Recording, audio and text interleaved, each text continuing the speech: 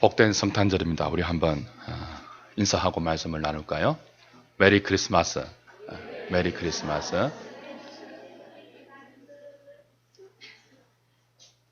성탄절은 하나님의 아들이 우리를 구원하기 위해서 직접 세상에 육신을 입고 오신 특별한 날입니다. 그 은혜를 입고 그 은혜의 의미를 아는 자들에게는 성탄을 맞이할 때마다 경이로움과 넘치는 찬양을 그치지 못하게 하는 특별한 그런 기념의 날이죠.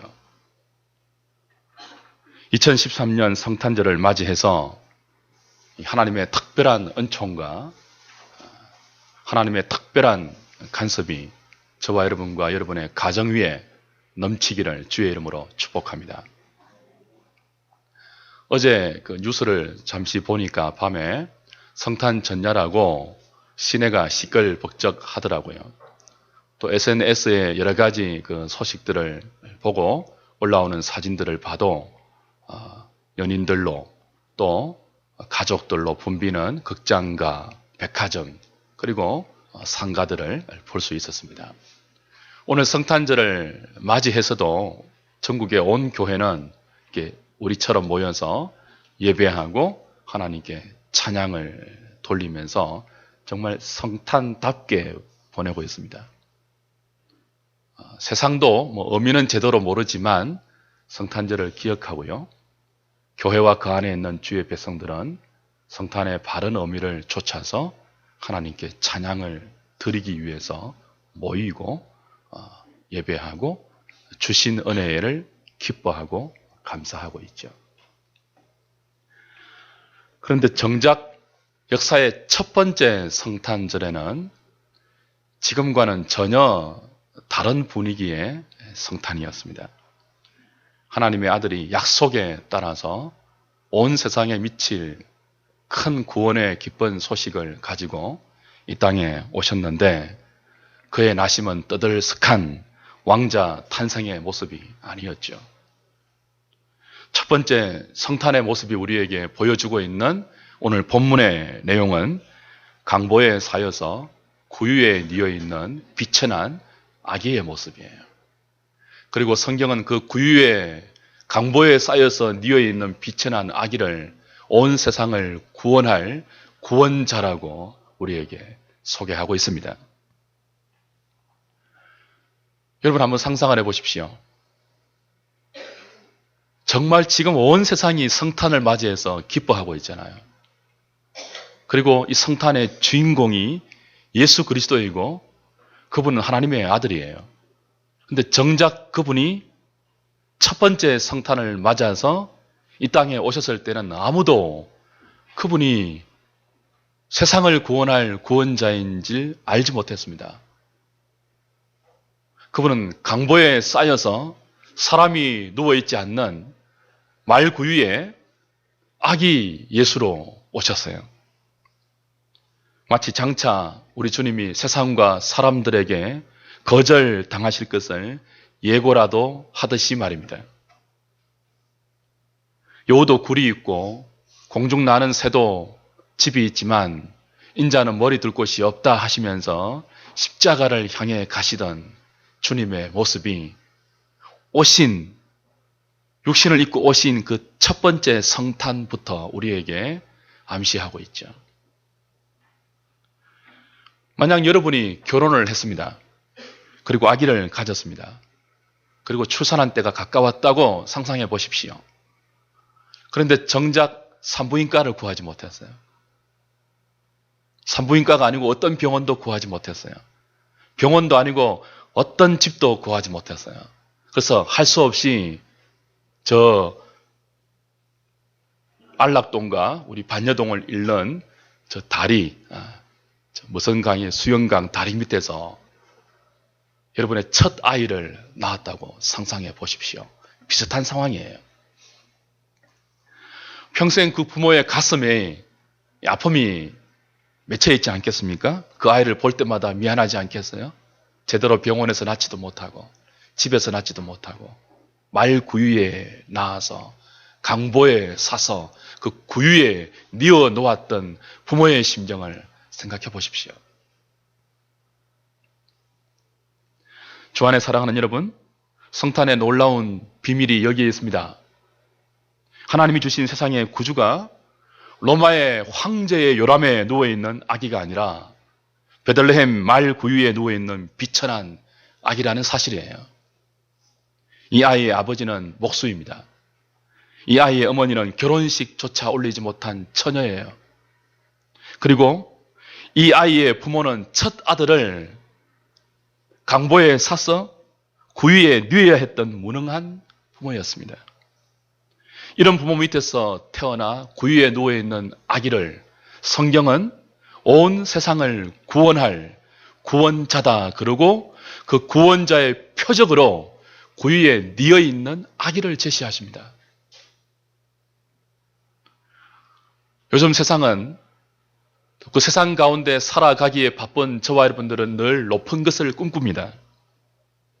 그리고 사람들의 칭찬과 인정과 박수에 우리는 목이 말라 있습니다. 이런 세상의 부추김과 세상의 관점에서 본다면 말구유에 누이신 아기 예수를 온 세상을 구원할 구원자의 표적이라고 제시하는 하나님의 제시에 쉽게 아멘할 수 있는 상황이 아니에요. 첫 번째 성탄은 전혀 성탄 같지 않는 성탄입니다. 사랑하는 여러분, 오늘 성경이 저와 여러분들에게 첫 번째 성탄을 이렇게 비천한 상황으로 제시하고 설명하고 밝히는 이유가 무엇일까요? 예수님은 하나님이십니다. 예수님은 하나님의 아들이십니다. 그분이 세상에 오신 것은 어디 갈까? 이곳저곳을 찾다가 갈 곳이 없어서 할 수 없이 세상에 오신 것이 아니에요. 그분은 높임받아 마땅한 만왕의 왕이십니다. 그분은 온 세상의 가장 높은 자리에 앉으셔서 영원토록 내려오지 말아야 할 영광의 왕이십니다. 그런데 그분이 그 높은 보좌를 다 버리고 죄인들이 살아가고 있는 이 가장 낮은 이 세상 중에도 가장 낮은 베들레헴, 그것도 말구유, 강보에 쌓인 채로 아기로 오셨다는 사실은 무엇을 의미할까요? 그렇게 해야 할 이유가 없는 분이 자신의 모든 영광과 권리와 권세를 다 스스로 포기하고 가장 낮은 자리에 오신 것은 비참한 죄의 자리에 떨어져 있는 저와 여러분들을 다시 높은 자리로, 하나님의 아들 된 자리로 끌어올리시기 위해서입니다. 하나님의 아들이신 예수 그리스도가 사람의 아들이 되신 것은 사람의 아들로 전락한 저와 여러분들을 다시 하나님의 아들로 삼기 위해서예요. 그분이 가장 낮은 말구유에 오신 것은 우리로 하여금 가장 높은 하나님 보좌 우편에 저와 여러분들을 앉히기 위해서예요.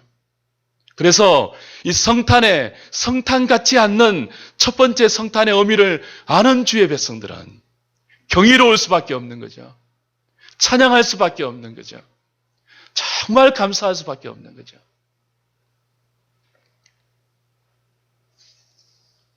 오늘 두 번째 교훈도 그러합니다. 하나님께서 이 놀라운 성탄의 기쁜 소식을 가장 먼저 알려준 대상은 다른 사람이 아니고 누구였죠? 목자들이었어요. 들에서 양을 치고 있는 목자들이었어요. 그리고 그 목자들로 하여금 이 성탄의 소식을 온 세상에 전하게 하셨어요. 당시의 목자들은 비천한 계급의 사람들입니다. 먹고 살기에 바빠서 종교적인 교율을 지키지 못하는 사람들이에요. 요즘 말로 치면 주의를 지키지 못하는 사람들이에요. 늘 밖에 나가서 양을 치는데 어떻게 주의를 지키겠습니까? 어떻게 까다로운 유대 율법을 다 계명에 맞추어서 지킬 수가 있겠습니까? 계명을 지키지 못하니까, 종교적인 율례를 지키지 못하니까 엄격한 종교 사회인 유대 사회에서 가장 비난받는 계층이 목자들이었어요. 또 그들은 생활 환경상 한자리에 고정되어 사는 사람들이 아니잖아요. 풀이 있는 곳을 찾아서 양을 데리고 이리저리 유랑해야 하는 떠도는 그런 사람들이에요. 본거지가 정해지지 않았고 오늘 만나는 사람, 내일 만나는 사람 다를 수 있기 때문에 그들은 사람들의 시선을 잘 의식하지 않고 자기 마음대로 살아가는 사람들이 많았습니다. 그래서 엄격한 종교사회인 유대사회에서 도덕적으로, 윤리적으로 늘 비난의 대상이 되었던 사람들이 목자들이에요. 인격적으로, 도덕적으로, 윤리적으로 유대사회 안에서 신뢰받지 못하는 가장 비천한 계급이 누구라고요? 목자들입니다. 얼마나 비천했는가 하면 당시 유대사회에서 법정에 정인을 세울 때 유독 목자들만은 정인의 자격을 주지 않았어요. 이 사람들이 법정에서 손을 들고 선서하고 아무리 정언을 한다 해도 이 사람들의 정언은 유대사회 전체가 뭐 한다는 거예요? 신뢰할 수 없다는 거예요. 어떻게 저 사람들의 말을 믿을 수 있냐는 거예요. 어떻게 저 인격의 사람들의 말을 법정에서 정언으로 채택할 수 있냐는 거예요. 그래서 다른 모든 사람들은 법정에서 정인이 될 수 있었지만 목자들은 정인이 될 수 없었어요. 그런데 하나님께서는 세상 법정에서조차 정인의 자격을 박탈당한 이런 비천한 목자들에게 가장 귀한 구주 예수 그리스도의 탄생의 소식을 알려주시고 이들로 하여금 온 세상에 미칠 구원의 기쁜 소식을 정언하게 하셨습니다. 사랑하는 여러분, 기독교 복음의 역설이 여기 있습니다. 복음의 시작인 성탄은 그럴듯한 사람들의 정언으로 시작되지 않았습니다. 누구나 신뢰할 수 있는 전문가, 교수들, 박사들, 지식인들 모여서 그 사람들의 말을 들으면 아 정말 그렇구나라고 고개를 끄덕일 수 있는 사람들을 다 모아서 12월 25일 물론 이 날짜가 정확한 날은 아니에요. 그런 사람들을 다 모아서 성명서를 낸 것이 아닙니다. 여기 베들레헴 말구유에 뉘어 있는 이 아기가 온 세상을 구원할 하나님의 아들이다. 그들이 성명서를 내는 방식으로 하나님은 구주 예수 그리스도의 탄생을 전하지 않았어요.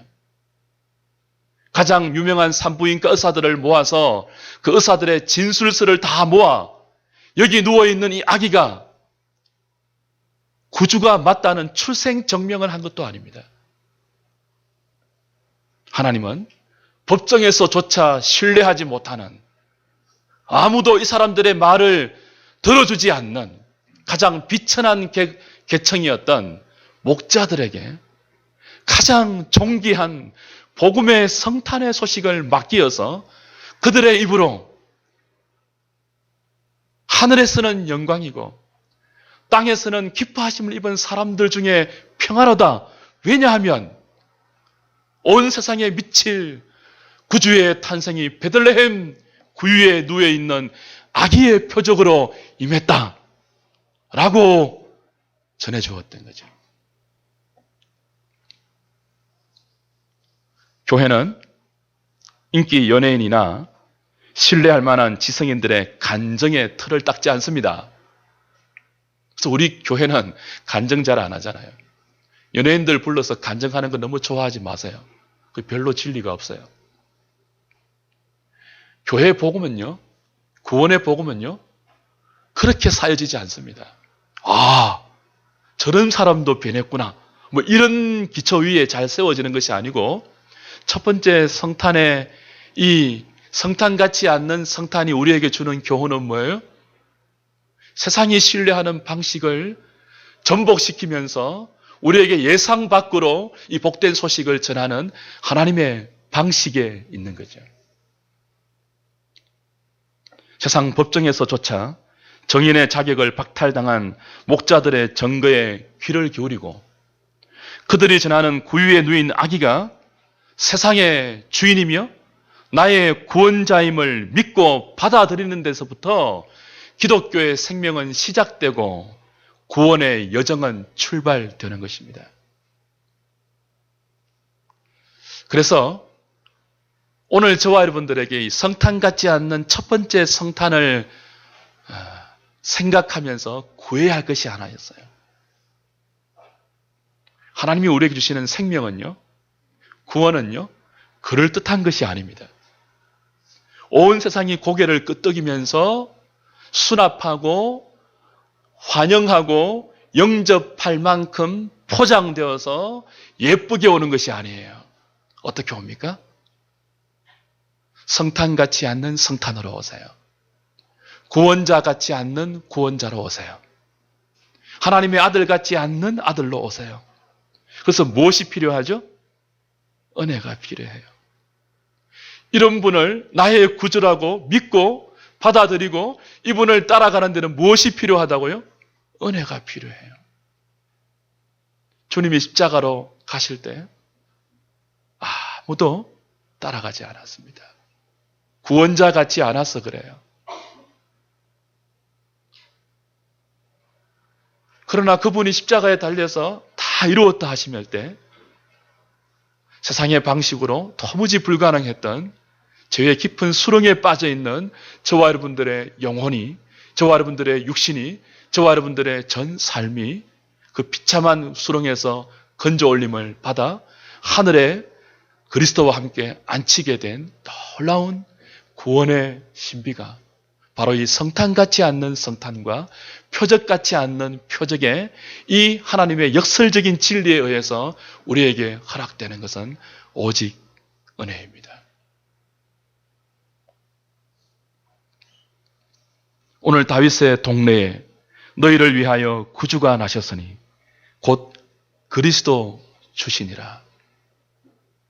첫 번째 성탄은 다윗의 동네에 자신을 위한 구주가 나셨는데 곧 그리스도 주가 나셨는데 아무도 몰라봤습니다. 영접하지 않아서 누일 것이 없어서 말구유로 가셨습니다.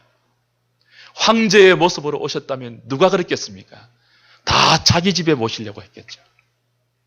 다 가장 좋은 침대를 내려고 했겠죠. 오늘 주께서 우리에게 은혜를 주셔서 좀 더 우리의 마음이 낮아지고 그리고 가난해지는 성탄절이 되면 좋겠어요. 기독교의 진리는 세상이 부풀려 놓은, 한껏 부풀려 놓은 부유한 마음에 절대로 임하지 않습니다. 우리가 꿈꾸고 소망하는 그 화려한 영광의 기독교의 진리는 숨어서 오지 않습니다. 약할 때 강함되는 모습으로, 비천한 자를 들어서 존귀한 자를 부끄럽게 하는 원리로, 그렇게 기독교의 생명은 역사 가운데 성탄 같지 않는 성탄으로 우리에게 임하여 오늘도 가난한 심령에 하나님 나라로 열매 맺히고 있는 것입니다. 그래서 성탄을 맞이할 때마다 우리가 구해야 하는 것은 가난한 마음의 은혜예요. 주님, 은혜를 주십시오.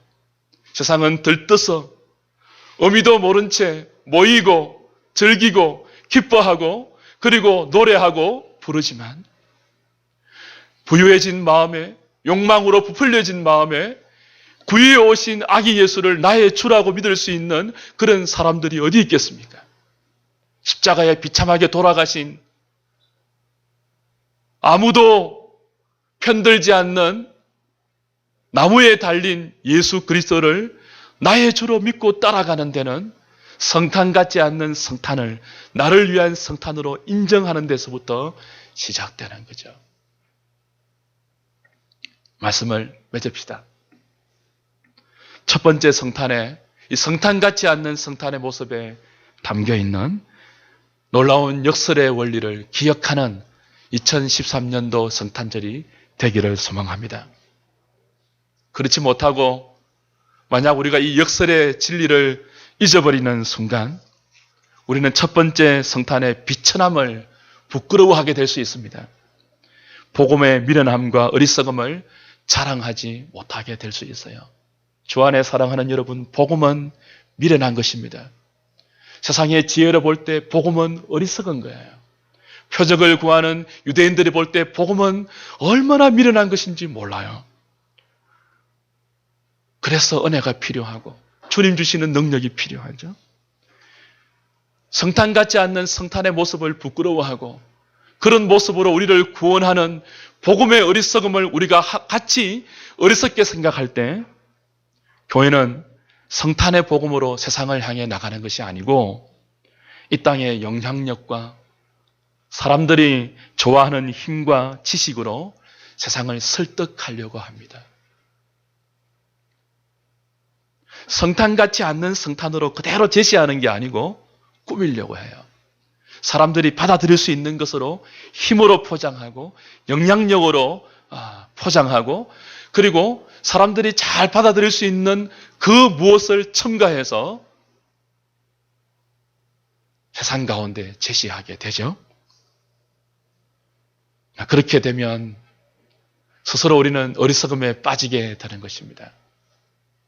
교회가 성탄 같지 않는 성탄의 모습을 부끄러워하고 미련하게 취급하고 세상이 어리석게 판단하는 십자가의 복음을 다른 그 무엇으로 포장한다면 세속화에 빠지는 거죠. 복음이 가진 영적 능력을 잊어버리고 침체와 쇠퇴의 길로 접어들게 되는 것입니다. 그러나 2013년 성탄을 맞이하는 저와 여러분들이 살아가는 우리의 주변은 우리 교회의 영적 현실은 너무나 슬프고도 너무나 안타깝게 영적 침체와 그리고 쇠퇴의 길로 이미 접어들고 있고 우리는 염려하는 영적 현실을 온몸으로 이미 체험하고 있습니다. 돌아갈 때입니다. 역설의 원리로 돌아갈 때입니다. 세상이 한껏 부풀려 놓은 그 영광의 자리를 꿈꾸는 데서는 하나님의 영광은 쉬이 경험되어지지 않기 때문에 낮게 오신 그리스도, 말구유에 누이신 아기 예수를 보면서 이것이 구원자의 표적이라고 우리에게 제시하는 하나님의 음성, 그리고 세상 법정에서조차 정인의 자격을 박탈한 비천한 목자들을 통해서 가장 귀한 복음의 소식을 들려주어서 그들을 통해서 들려오는 복음의 소식에 주의 은혜로 영접하게 하는 이 약함의 원리를 다시 우리가 기억하지 않으면 이 마지막 시대, 어려운 시대, 안녕하지 못한 시대 가운데 참된 안녕을 전하는 그런 교회의 힘은 우리에게 다시 회복되지 힘들지 않겠습니까? 오늘 이 복된 성탄절날, 기쁜 성탄절날 우리를 조금 더 낮추어 주시는 하나님의 성탄 같지 않는 첫 번째 성탄의 모습을 보면서 더 가난하고 더 낮은 마음과 더 줄이고 목마른 마음으로 주의 은혜를 구하는 저와 여러분 될 수 있기를 주의 이름으로 축복합니다.